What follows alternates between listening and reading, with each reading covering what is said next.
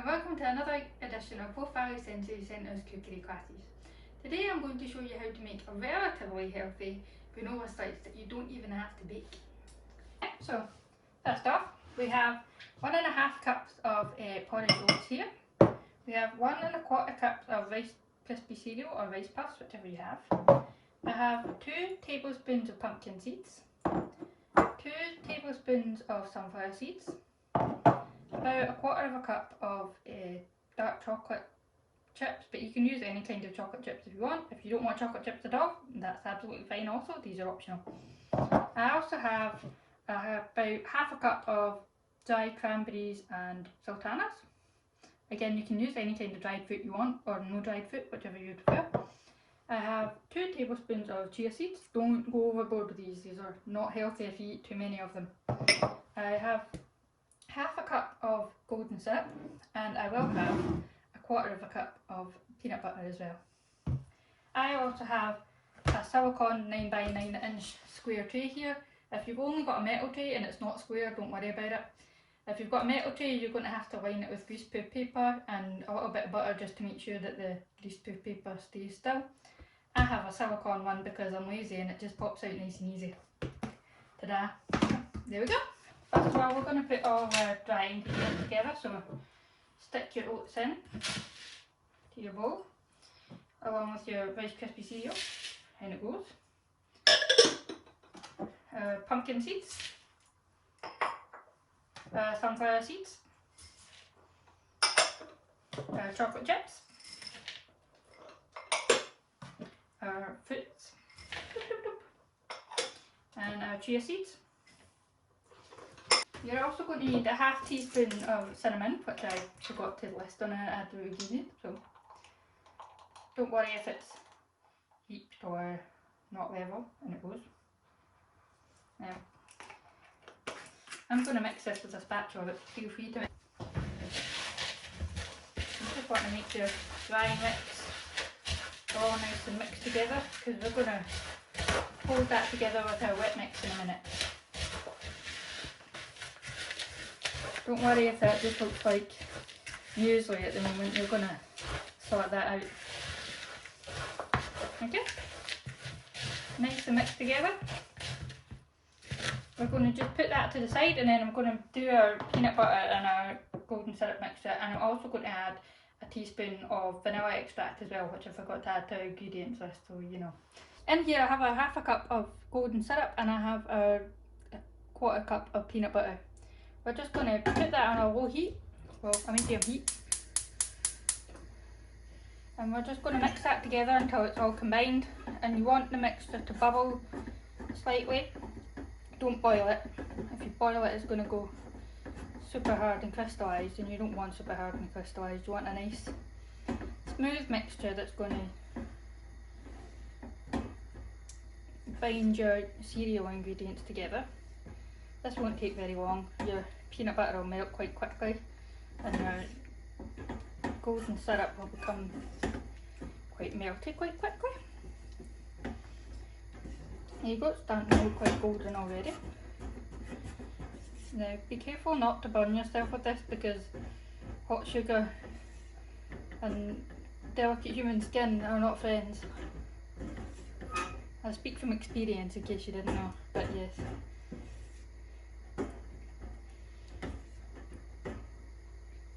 Just going to let that come to a little bubble a little bit. That's coming to a little simmer. As you'll see, you start to see some bubbles coming up. So I'm just going to turn that down a little bit, and I'm going to add our teaspoon of vanilla extract.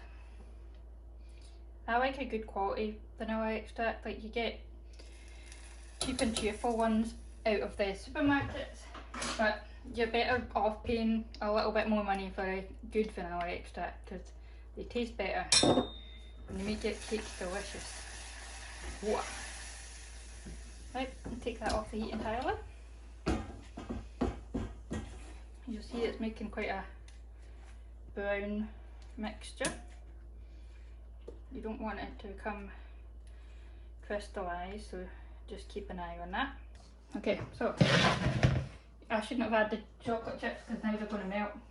If you added the chocolate chips, do not do that. Leave it until after you've added your saucy mix in. Don't be Lindsay.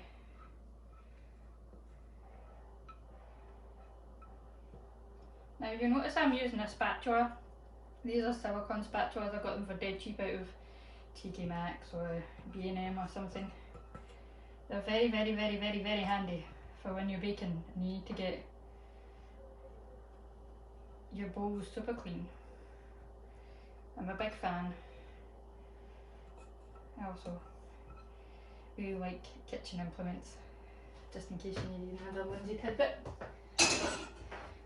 Okay, mix that all together. It's going to become very thick and stodgy, which is what you want. You want it all to hold together nicely. This will be your upper body workout for today, if you do your upper body.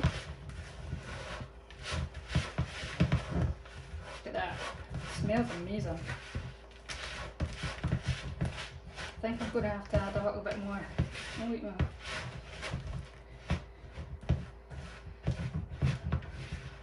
Just give it a good stir to make sure you get all your dusty bits from the bottom. You want it to be quite well merged. Don't be afraid to chop it and stir it about place. Get all your...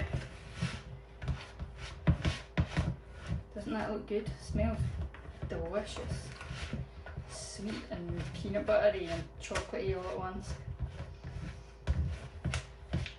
Right, it's all mixed together. You can see there's no dry bits at the bottom. We're just going to put that right into our tray. Again, use your spatula to get every last drop out there. If you don't have a spatula, don't worry about it. Just use a wooden spoon or a metal spoon, whichever you've got to hand. I'm just a purist, don't mind me.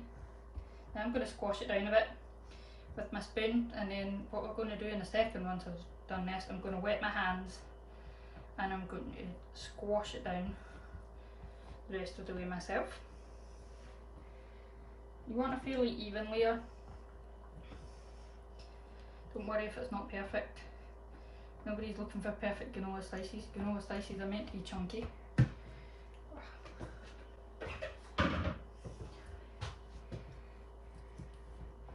It will become very sticky, don't you worry.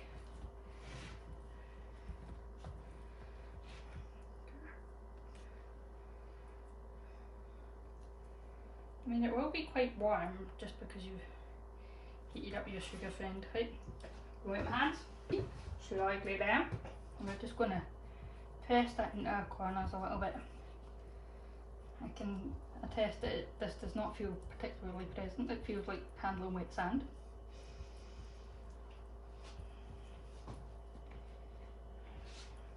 Right, and that's our mixture. You have two choices as to what you can do with it now. You can either put it in the freezer for 10 minutes until it firms up a little bit, or you can put it in your fridge overnight. I'm going to go and stick it in the freezer and see how it goes. Let's see it on the flip side. Okay, so this has been in the freezer for a bit more than 10 minutes. I left it for about half an hour or so. It's nice and solid now. You can just pop it right out. Now, the rest it says you can cut it into 6 and then half it, so you've got 12 slices. I'm not going to do that. I'm going to cut it into small bite-sized chunks.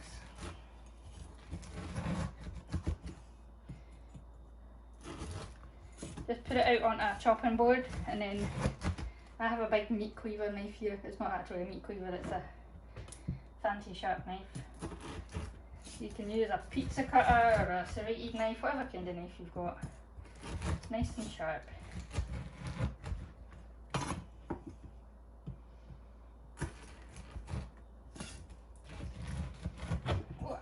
Right, you can either cut it in half and then you'll have quite a big slice. I'm going to not do that. I'm going to cut this into about 25 pieces or so. And just put them into your storage container.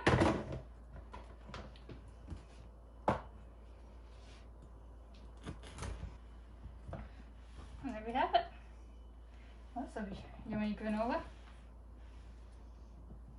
Oh, this bit's got a bit of chocolate in it while we try it. Mmm. Oh, it tastes like Tiffin, it's great. I approve. Okay, so once you've popped that up, put that in the fridge and keep it for 2 weeks. Or alternatively, you can stick it in the freezer and you can keep it for up to a month and just take it out a bit by bit so as you want to use it. Okay, delicious.